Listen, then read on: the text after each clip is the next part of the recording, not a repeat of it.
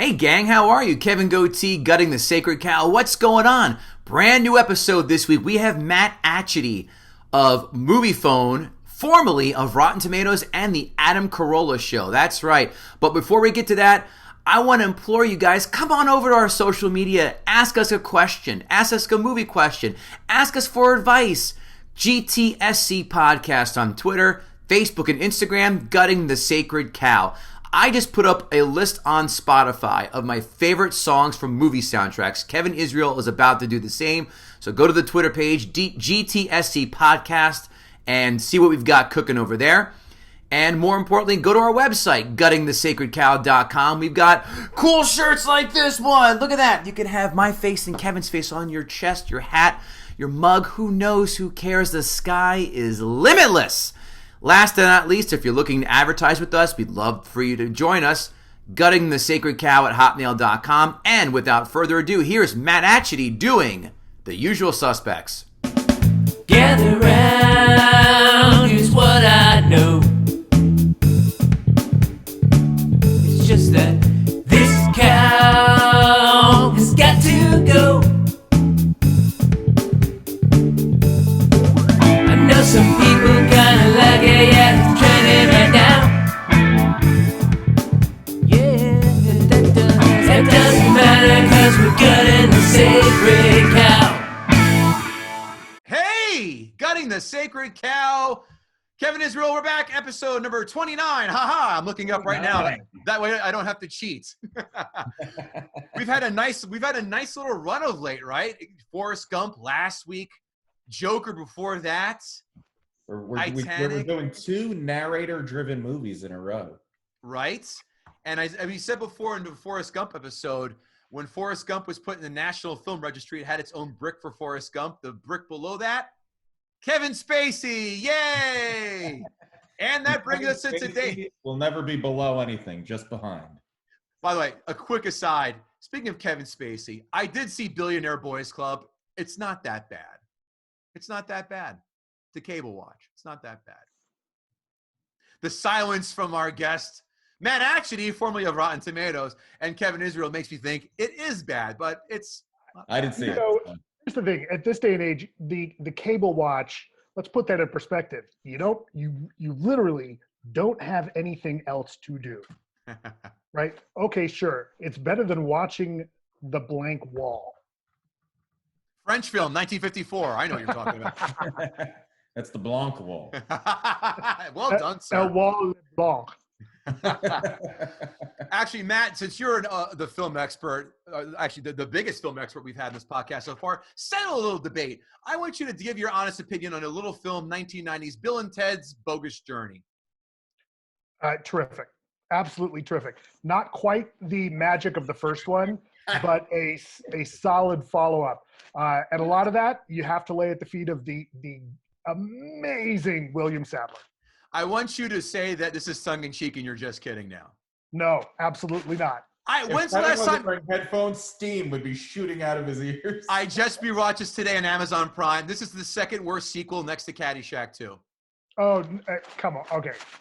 Nothing's as bad as Caddyshack 2. Aha, see. But This Bogus is Journey, bad. Bogus Journey's good. It's awful. No, It's not you're funny. wrong. It's not We've funny. talked about And this the aliens bullshit, all the nonsense. They build the robots in the back. Come on. I get this is outlandish, but this is terrible. But the games fighting death 3 is minutes. Amazing. 3 minutes. Amazing. 3 No, minutes. the rest of it's terrific. The last part where they had the battle of the bands and all that. Oh no, that's fun. The Star Trek references, it's super fun.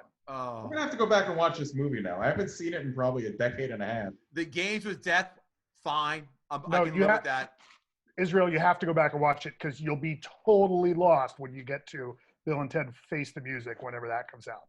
It's supposed to be what this year was supposed to come out, right? Might have to do it. Might have to do a day of the two of them. But Matt, actually, that's your opinion on that. We didn't give a shit about your opinion on this. We gave a shit about your opinion on the 1995 classic Usual Suspects. Some numbers to give. A budget of $6 million in 1995, bringing in a haul of $34.4 million. In today's terms, translates budgets to $10.3 million, and a haul of $59.6 million. Not a bad return on investment. Kevin Israel, give me the IMDb score of. I'm going to say 8.4. Very close. 8.5. Very close.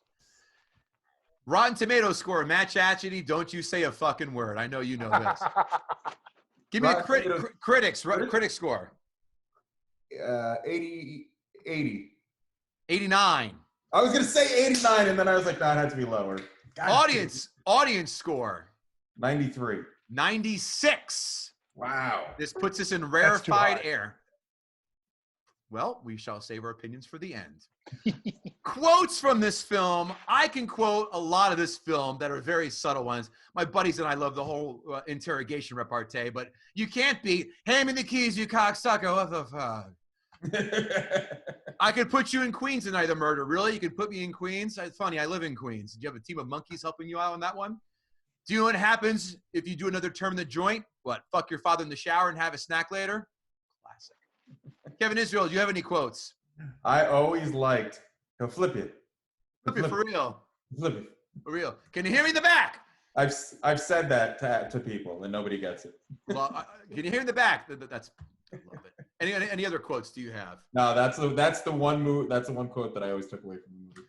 Matt Achity, any quotes from Usual Suspects that stood out to you? No. I mean, look, like, there are some, I mean, look, like everybody's like, who is Kaiser Soze? Like, nothing really particularly memorable. And I just rewatched it this weekend. So, well, you know, it's funny that you say that because when I was doing research about this, I completely forgot that was their whole marketing angle. Who's Kaiser Soze? That was like on the boards and the posters and everything. I completely forgot about that. That was the theme of the 90s because if you fast forward 4 more years, whatisthematrix.com was the website for The Matrix as I was on that in college like a nerd all the time. No, I will say there's a great line. This isn't really much of a quote, but Peter Green as Redfoot has this line where he says, "What's with the gimp?" or something like that. Love it. Right? Lest we forget, Peter Green played Zed. Zed, that's right. Pulp Fiction, right? That's So right. what's with him and gimps in the mid-90s? What a nod. I saw them in the theater and screamed out, aha, the Pulp Fiction. Oh, you so son of a bitch. You're so cute. Yeah, I love that part too. But now it's time for 5 fun facts. 5 fun I'll give you guys one guess apiece. Who facts for turned you down right the now. role of Agent It's Dave time for Coulion, 5 fun played by more. Chaz Palminteri? What big name actor, still to this day, huge name, turned down the role of Dave Coulion? I could see either like Pacino or De Niro doing it. Matt? Nicolas Cage. Kevin Israel, pat yourself on the back. Al Pacino had to turn it down to do what film? Heat. I was going to say Heat. Yeah. Oh, that's a better choice. He made the right call there. I mean, Heat's excellent, so there's no knocking that. The producers wanted Harry Dean Stanton to play Benicio del Toro's role, But Benicio del Toro was recommended by Kevin Spacey, hence how he got that role. Number 2, this one's a no-brainer. Do you mean recommended, like, quote, recommended? Hey now, you're trying to say he did the old toe tap in the bathroom kind of recommendation? The lineup scene was supposed to be serious, but Benicio del Toro kept farting 12 takes in a row, to be precise. Bryan Singer chewed them out during lunch, but del Toro kept farting it up and breaking up everyone throughout that scene, so Singer kept up them cracking for the scene in the film. Proving that a fart is always funny. Never misses, never. If there's more farting in Bill and Ted 2, I might have liked that piece of shit. This one I did not know, and I found this very interesting as I also rewatched this film this weekend. When Kobayashi hands out the manila envelopes to all the guys in the room, he hands them out in the order they die. Wow, that's never picked that up. Deep. The role of Redfoot. Are you ready to? I'll tell you what. A couple of these guys you're not going to get. Tommy Lee Jones, Charlie Sheen, Jeff Bridges, James Spader, and Johnny Cash. That's weird. But they gave it to no to Tommy Lee Jones, but yes to Zed, a male rapist. Flummoxed.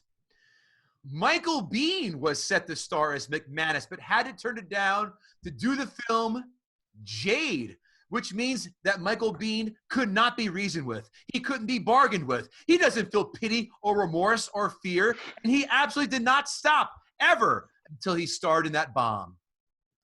I don't even remember that movie. God damn, that's a Terminator fucking soliloquy. And you guys didn't pick up on that? No, I got that. No, Jade was the one that was going to make Basic Instinct. No, but who was the lead in that? Linda Fiorentino.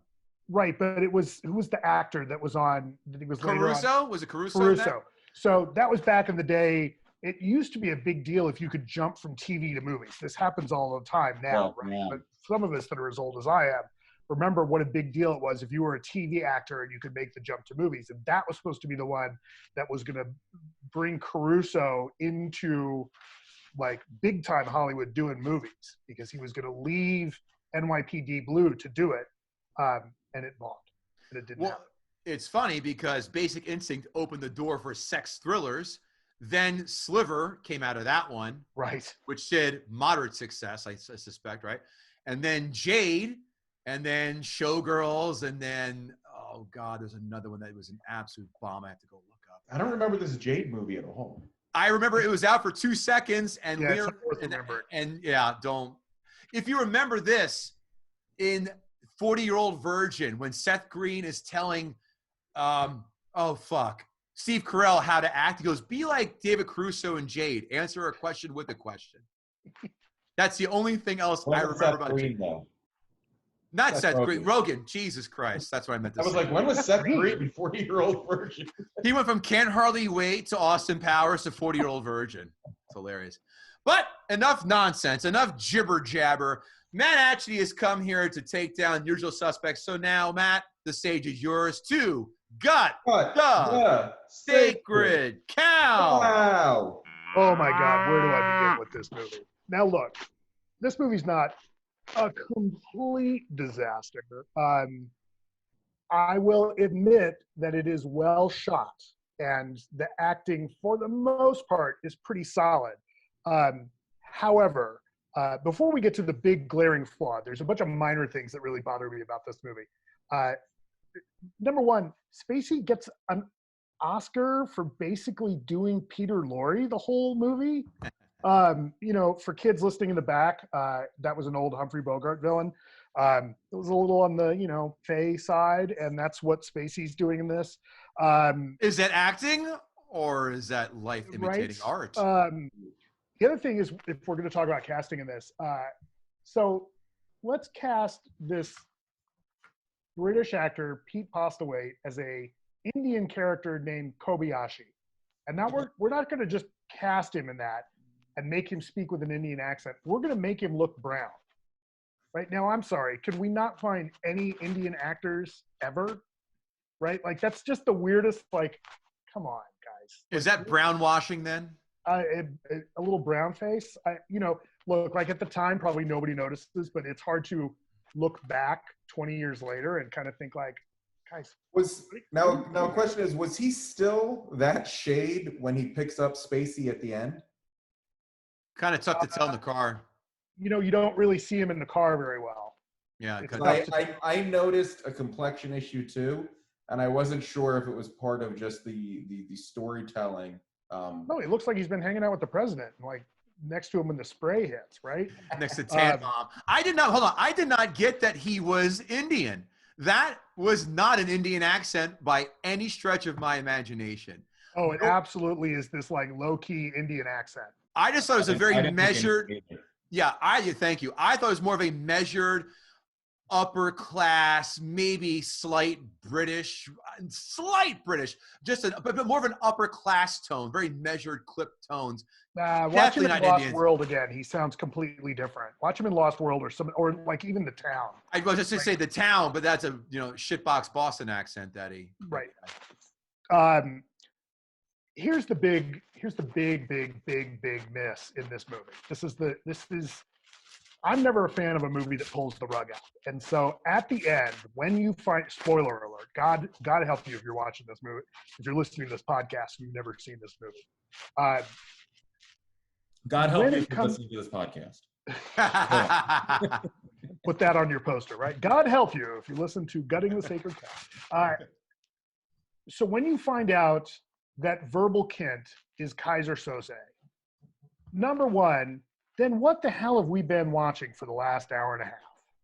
Because the unreliable narrator that he is, like, he's made it all up. There's the only thing that we know from viewers, if we assume that nothing in this movie happens until Verbal, like the only stuff that actually happens is before Verbal starts telling his story at his first deposition, the only thing we see is Keaton on the boat, right? We don't necessarily see him get killed. So we don't know that Finster is actually a real person. We don't know that McManus is. We don't know that anybody else is actually real in this. We don't know that any of those events happened. We don't know that they did any of those heists. We don't know that they, like, Kuyan doesn't get any information that they actually were all in a lineup. There's no report of Finster's body anywhere on the beach in Malibu somewhere. Like, nothing happens.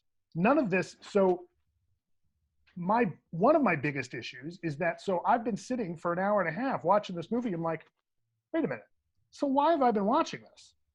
Like, what the hell, right? It totally takes away any of the drama, any of the impact from anything, because he was just making this whole story up, right?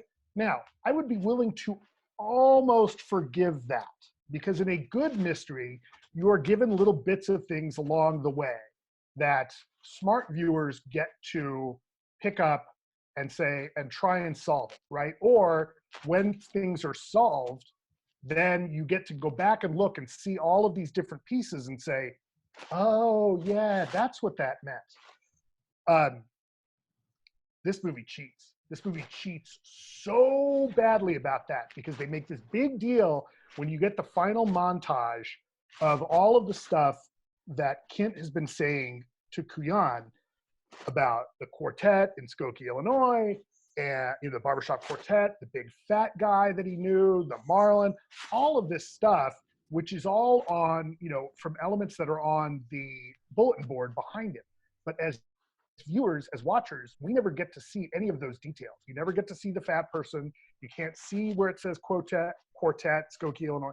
Like, you don't, as a viewer, you get none of that. And especially like the whole thing with the mug that says Kobayashi underneath, like, you see him making, you get this lingering shot of Spacey looking up at that cup, but we as viewers don't get to see it. So, and you see Spacey looking at the bulletin board, but you don't get to see what he's looking at, right? You don't. So when the movie tells you, like, oh, look how clever he was, he spun this whole story, at best, we are what Kuyan gets. Like, we don't, in fact, we have even less info than Kuyan, because Kuyan was in the room, could have looked at all that stuff. We don't get the opportunity. So from a mystery standpoint, the movie completely cheats.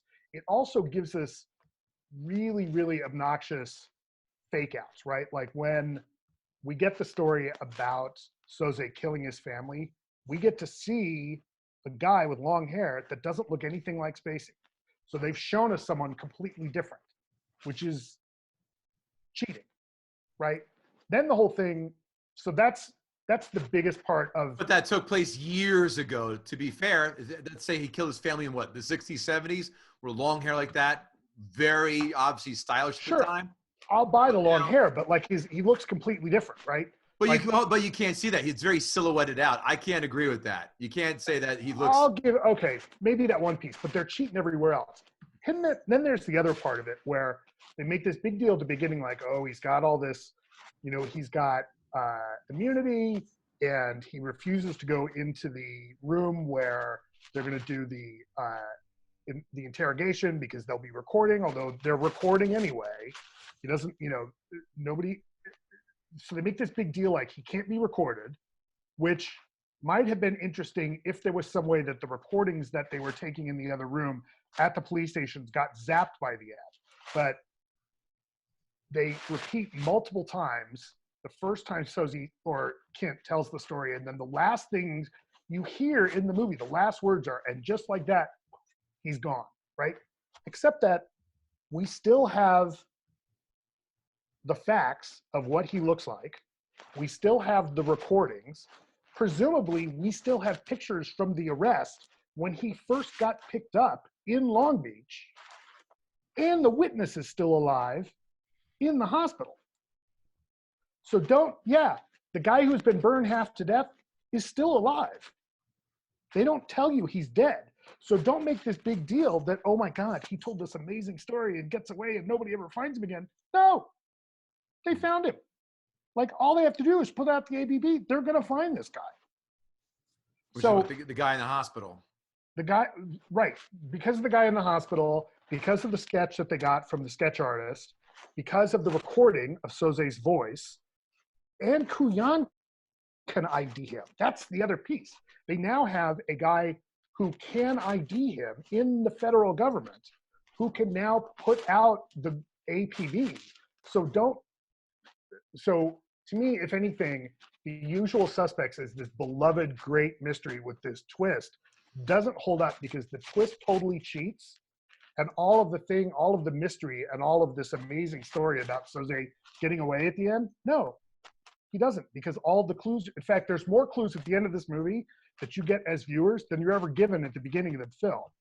So absolutely, the cops are going to end up catching him. It's funny that you say that, because I've always said that a twist without foreshadowing is just new information. Right. Like, you're not doing any M. Night Shyamalan was, chasing the twist forever after Sixth Sense. And he failed. And from time to time, he's been able to make that work, right? But the problem with this movie Has he? I mean, we did Sixth Sense on this podcast and destroyed it because that film relies on a lackluster ending that was that twist, where I sat in that very theater and called that out, that he's fucking dead. I think that Unbreakable is good, but as other films, I don't think it anywhere quite near the twist power that it did. I think Unbreakable is the other one that it works really well. Right. Right. Yeah. I mean, what's frustrating about Shyamalan is, like, he should be doing hour-long Twilight Zone episodes because he can't get into that much trouble in 1 hour. Right? You give him 2 hours, he goes off the rails. But give him like 45 minutes, commercial breaks in between. That's just enough time for him to serve up his twist. But the problem with Usual Suspects, Kevin, you're right, is that the twist is not foreshadowed at all. It's just new information. And at best, the information's like, oh, he's made up the last hour and a half of story that I've been watching, then who cares, right? Because again, like, outside of Keaton, you don't know that any of these people are real at all. It's funny you say that. That's a good point. I never gave that thought about once he leaves the police station, you're right, he can get tracked down. He can, listen, people have disappeared, but there is enough information that he can be caught and just not flat out escape without any kind of consequences. No, I mean, look, like, they make this big deal in the movie of, like, maybe Kaiser Soze is this badge, right? Like, maybe it's this boogeyman character. That's far more interesting than if he manages, like, tell me some story where he manages to, like, take on that persona, or it becomes this badge of sorts that people can use to get out of things. But that's not what the movie does. The movie's part of the issue is, if Soze is as well known and as feared and this big kind of like kingpin type character, now that there's that, and if his power has been being unknown, and as Spacey quotes, the best trick the devil ever pulled was convincing people he didn't exist. Like, well, he's left a hell of a paper trail by the end of this movie.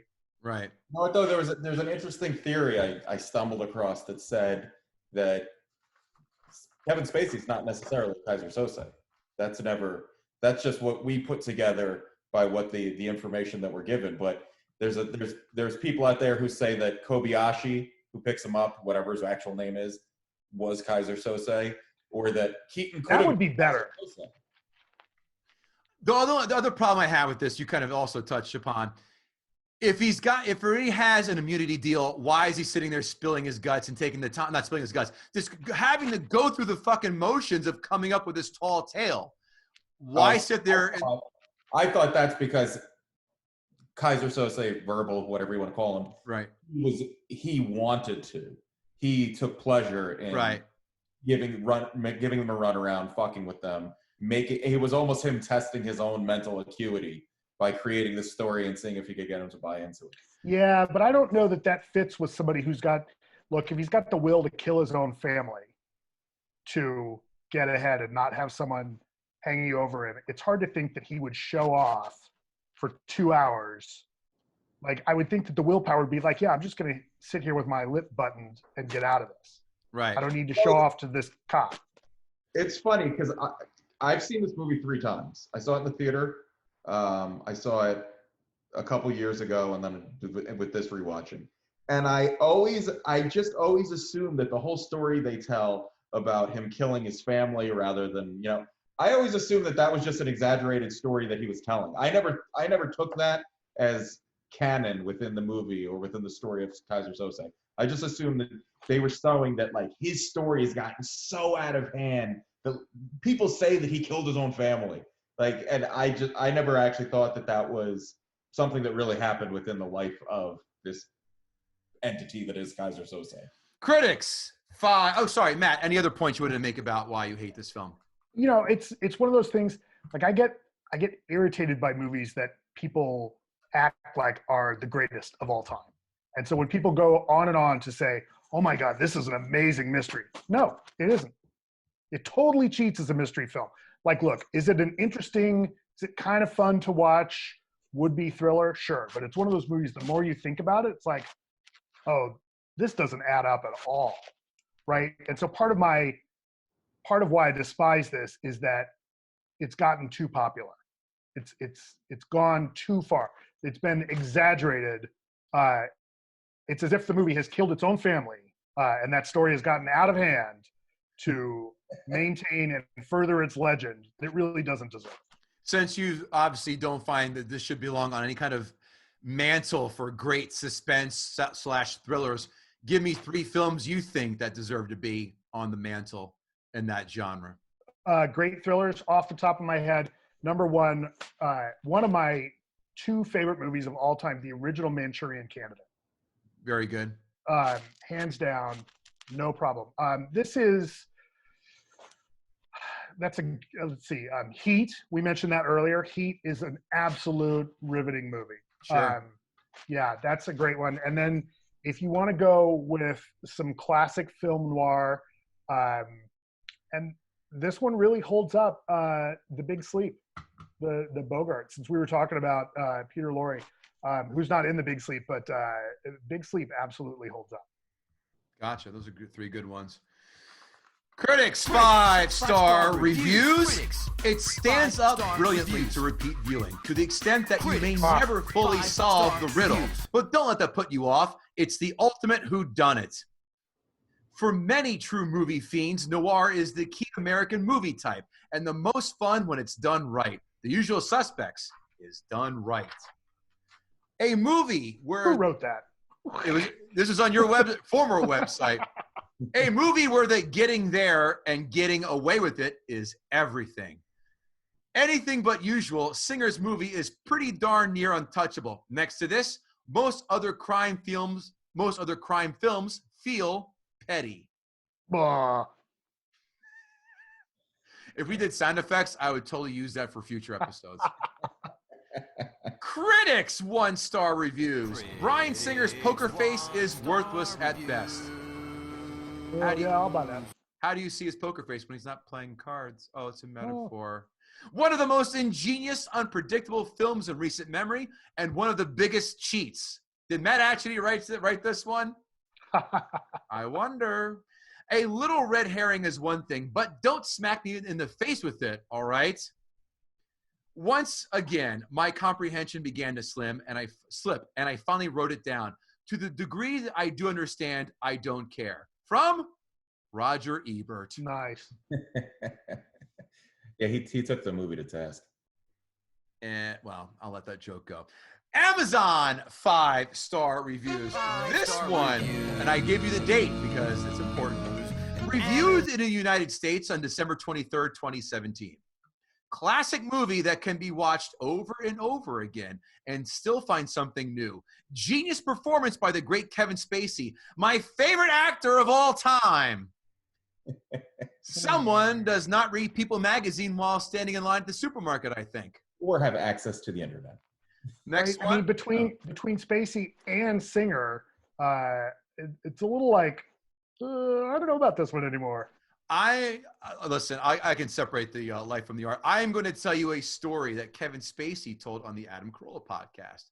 So Kevin Spacey banged Brian Singer's boyfriend second or third to last day of the shoot, walked in on them fucking, or someone walked in on them fucking, to where Brian Singer said the AD now has to convey all direction to Kevin Spacey because I'm insanely pissed that he fucked my boyfriend or fuck buddy or whatever he was.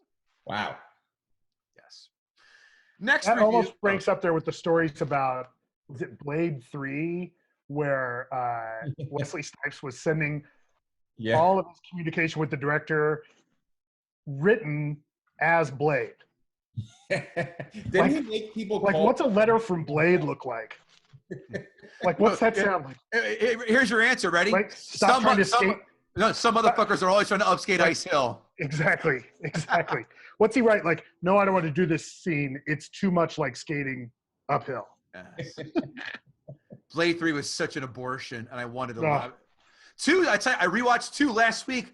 Not holding up. Not holding up. 1 is still amazing. 1 is amazing. I'll tell you, so at Comic-Con a few years back when Expendables came out, my co-host at Rotten Tomatoes, Gray Drake, and I were doing a bunch of interviews. We had the Expendables 2 cast come in, and Snipes was there and one of the, I can't remember the actor's name, but one of those guys that was in the Expendables, one of the younger guys, had been in the Twilight movies. Oh, yeah. And so somebody mentions that, and, Snipes, this is like his first kind of press tour after he's been, had done time and stuff. And he just kind of stops and looks at the camera, and here comes Blade, and he goes, "Oh, sparkling vampires. Gonna have to look into that." And we're like, "Oh my God, that's amazing." Hilarious. I like that he thinks he should still play Blade. I have no problem with him playing Blade still. First of all, he doesn't look like he's aged today. Second of all, who's going to be a better Blade than him? Yeah, that's tough to say. I mean, as much as I love Mahershala Ali, it's tough to, like, Snipes in that role is tough to top. No, that's Nino Brown we're talking about. We can't fuck with that. Please. Second one, this isn't even what I call my kind of movie yet. I rented it. I stopped shortly and said, nah, not for me. My son urged me to give it another chance. After watching, not only am I glad I did give it another chance, but I felt like I'd love it even more after a second watch. Know what I mean? Sure do, Ernest. How's Vern? Snuck that right in there, huh? Boom. Next one, and I give the date because, of course, it's important. June 10th, 2014. Written by Ron's wife. First sentence. I gave the movie 5 stars simply because I adore, if I scream it's in capitals, though I've seen the film more than once, I am still afraid of Kaiser Soze. An incomparable crew of actors brought together in a riveting tale, in deception upon deception, intent upon deception, while recurring deception takes hold of every nook and cranny of the superbly dark tale that is The Usual Suspects. Even the formidable Chaz Palminteri is reduced to a sideshow. Shut up, Chaz. You know I love you, buddy. That's a weird Bronx tale. This guy didn't open the car door for him, did he, Matt? Is that argument really over a parking space? Amazon 1-star reviews. The first one. This movie was done for us after the first few minutes of nothing but F-words and several other offensive, disgusting language. What a waste of money. I can hear language like that at any NFL football game without paying extra. Wouldn't give it any starts, but had to give one to be able to comment here. And I say, you'd be paying more to go to an NFL game and hear more colorful language like, stop writing bad reviews of The Usual Suspects, you dense simpleton. Yeah, like, okay, what world is that person living on that they think it's cheaper to go to an NFL game? Right. And obviously this is written by someone who doesn't watch football when they say NFL football game. Right? The sports snob in me just came right out. Yeah, send them a link to Big Lebowski. They'll love that. Or Wolf of Wall Street. Oh, yeah. I have no idea what the hell this is about. It doesn't make any sense to me. It's boring and stupid and very disappointed. I was a dumb person. Yes. Yeah. Too slow. Everybody is a bad guy. The mystery man turns out to be Kevin Spacey. Everybody gets killed. And I think, signed, a guy who brings a loaf of bread to his company Christmas lunch. Everybody's a bad guy? Yes. I mean, they are. They're all criminal. They're all criminals. Well, except for the cops. I mean, the main guys are bad guys. Okay, sure.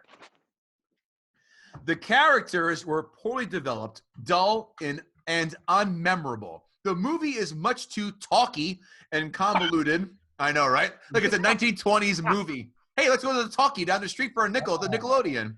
I can't watch foreign movies. I don't want to read. And the ending is predictable. Spacey's performance is unworthy of him, using a gimpy leg as an affectation to save a character that is not believable. It is a low-budget film, and it shows. The producers saved money making this film. Save yours and select another film. Now, my question is, if this ending is convoluted, how is it predictable? No, I was going to say, no, that ending was nothing but... Thank you. Maybe this person is using their below average IQ as an affectation to write this review. Can they spell affectation? And of course, they did spell it correctly. And I put them the last one. Spell check is a nice addition to the. Not in the Amazon reviews, Matt Achity. And the last one are always my favorites, Matt. I'm just not a fan of Selena Gomez's acting. What? I don't know either, Matt, but it's fucking funny. Can you I respond mean, to that? Selena Gomez, who I'm not sure had Been born yet? no. I mean, The film's 20. Oh, no, she has, because it's 25. I graduated high school in 95. 25 years since it's been out. She's older than 25. She's probably. is she? Dude, if she's not there, she's right. I'm going to say over under 25. I mean, this is starting to get a really weird conversation. But This is the creep meter here. Couple notes. Fenster and Hockney, best characters by far in this film. And good to see Stephen Baldwin before he got all Jesus freaky on us. oh yeah, that's the other right. I forgot about that. Right? Like, oh yeah, we can't. It's tough. I mean, his attitude these days totally has ruined Biodome for me. You mean the Biodome film itself didn't ruin Biodome for you, Matt? Well, that too. Kevin Israel, your notes. So, like I said, I saw this movie in the theater in college, and I remember just I was drunk when I went, actually, and I walked out. That probably helped. That I was surprised that Kevin Spacey was like. All I took away from the movie was that I was surprised that Kevin Spacey was Kaiser Sose. And then I saw it a few years ago, but only watched it peripherally. I wasn't really paying attention. So then this rewatch, I really put in some time. And I got to tell you, I'm such a 90s kid. Like, I love the 90s. And just the way people dressed and just the overall, just the tone of the movie was so 90s that alone just made me all, like, warm inside. Because I was like, this is when everything was good in my life and simple. I definitely agree with you. I don't like a twist that does not have foreshadowing. That said, I don't feel like it was us being lied to, because the whole lie was being given to the cops. And it was a story he was telling, not to the audience. And like I said, we did 2 narrator movies in a row. He wasn't narrating to the audience. He was narrating to the cops, whereas Forrest Gump was narrating to the audience. I feel like it's one of those movies that you can go back and you can just keep it looking at different ways and trying to figure out which parts of the story were true and which parts of the story couldn't be true. I always assumed that the taxi heist was true because there had to be proof of that. They said 52 cops or something got indicted. He couldn't have made that up. There would be a record of 52 cops being indicted that they could easily look into. That seemed, but apparently that's also a part that's brought into question. But I just think any movie that can create this much discussion and kind of interest into looking into it kind of has done its job. I don't think I ever looked at really as a mystery movie, because when the movie started out, I wasn't even, now the marketing made you want to know who was Kaiser Sose, but the whole time I was just kind of in it for the movie. And then the twist at the end, I just didn't see coming. So I was like, wow, I didn't expect that. So I like this movie when I saw it. Of course, I was a little inebriated, so I probably would have liked anything. But on rewatch, between the nostalgia of just the setting, and it was just such delicious 90ness. And I think it really does hold up. And unlike, like Kevin said, we did Sixth Sense, which is always considered, one of the great twists and greatest twists. But once you know the twist, watching that movie again sucks because there's nothing to that movie but the ending. You son of a bitch. That was exactly what I was going to say in my recap. This movie, I enjoyed watching, even though I knew it was going to happen, because I enjoyed trying to pull it apart and try to figure out where the story, where the lie was, and where the truth was, and where the between was, and I still enjoyed it. So yeah, I mean, I like this movie, and I still like this movie, and I think it does hold up, and especially if you're just a 90s geek like me, it's even a little more delectable. Give me a number. I'd say 8.5. I saw this film in 1995 in the theater as well. I own the VHS copy, the DVD, the Blu-ray, the digital copy. I fucking love this fucking movie. This is in my top 10. I don't care if it cheats. I will say I concede 2 of your points. I do agree with you that does cheat fine, and the unnecessary, why is he telling the tales of the whole story when he could walk the fuck out the door and he could be tracked down? You're right. I give that. But the difference, as you just said, Kevin, not even 15 seconds ago, I can rewatch the shit out of this. This film, Pulp Fiction, easily top 2 of my remote control test, where that is where if it's on cable, I drop that remote and I jump in wherever the fuck it happens to be, whatever scene it's on. I love this film. This film is great. Why? Why is it better than Sixth Sense? It does not rely on the twist. The characters make the shit out of this film. I love Verbal Kint. I love Todd Hockney. I love Fenster. And I can tolerate McManus. And Keaton's fine too. But the characters are, you can embrace them and hate them and just you eat the shit out of this film. I love it. And it moves. I love a nice, tightly edited film, hour and 45. I don't mind if films are long, as long as they fucking flow. This film flows. Didn't want to walk out asking for more. Felt I got exactly what I wanted. Walked out and felt more than satisfied. I absolutely love this film. This is a 9 out of 10 for me. See, I would agree with you guys that this is a movie that when it comes on, you can watch it. And it is like the opposite of The Sixth Sense. It doesn't rely on a twist. It is a decent watch all along. But you get to the end and Jesus, do they shit the bed. Just completely. I liked it. I like that. I think the last 5 minutes of this movie completely does away with all of the goodwill all along. That's a bold statement. That's what I'm going to say. That's fine. That's why we had you on. Going from a limp to a walk is one of the great scenes. That's a great shot. I will give you that. That's a great shot. And the cigarette lighter with the gimp hand of his, just figuring out.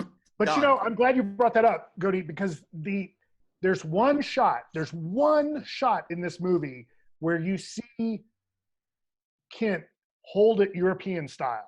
And every other shot of him smoking, it's American style. They do it once. That's the thing. I try looking, since I've seen it obviously a million times, I try looking for different things to see if I can maybe foreshadow that it is him. I didn't catch a European style thing. That's very astute on your part. That's like the very first time he picks up the cigarette. Okay. Like the first time, if I remember, it's like the first time we see him smoking in front of Kuyan. Fair. I'll take your word for it, but again, I'll look for it next time I watch it. They are very, they